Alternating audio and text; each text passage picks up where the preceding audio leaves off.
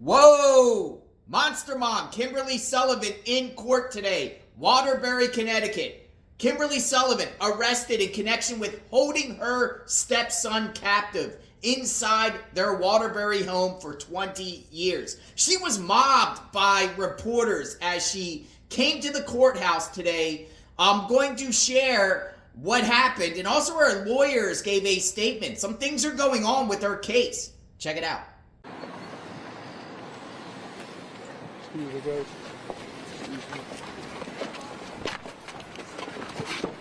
Kimberly, you've been Right this called way. a Kim, wicked, follow me. evil Excuse me, stepmother. guys. Is this true? Excuse me. Kimberly, why did you lock Kimberly, if you haven't done anything wrong, why was your stepson 68 pounds when he was found? Kimberly, do you have anything to say to your stepson?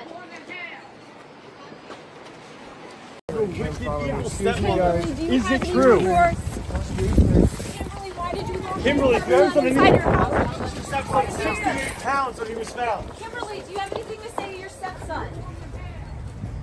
Good morning, everyone. I'm sure you all have some questions. As far as what happened today, today's proceedings were relatively brief. The state has indicated that they intend to file a motion seeking to add some conditions to Ms. Sullivan's release. The case was continued to Friday, and that matter will be addressed on Friday. What are they trying to add to her? What conditions are they trying to add to her release? I have yet to see the motion. It's my understanding they wish to add some type of electronic monitoring or GPS bracelet. Has something happened that would lead them to make that motion? Absolutely nothing. There's been no incident or... Absolutely nothing. What time will you be here Friday?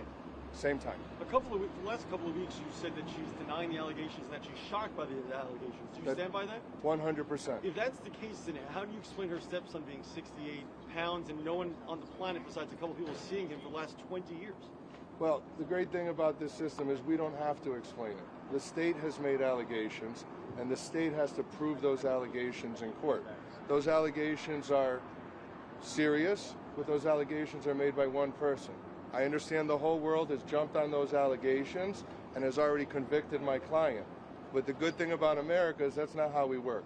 She's presumed innocent until proven otherwise in court. So the burden rests on the state to prove these allegations. Right now they're just allegations. And I'm sorry that she's been convicted worldwide and everyone wants to proceed to a lynching.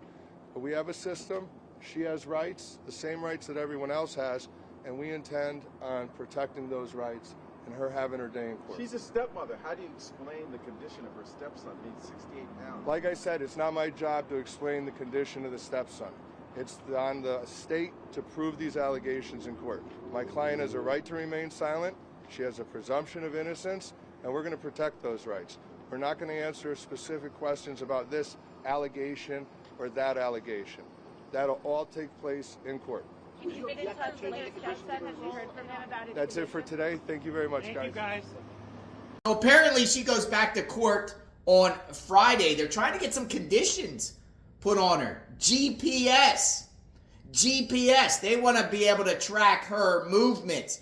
Folks, she is out on $300,000 bond.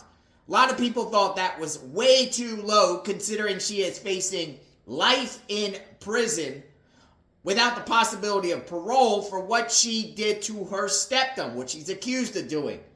But her stepson set the home on fire. You know about what happened here. We've been covering this extensively. Set the home on fire.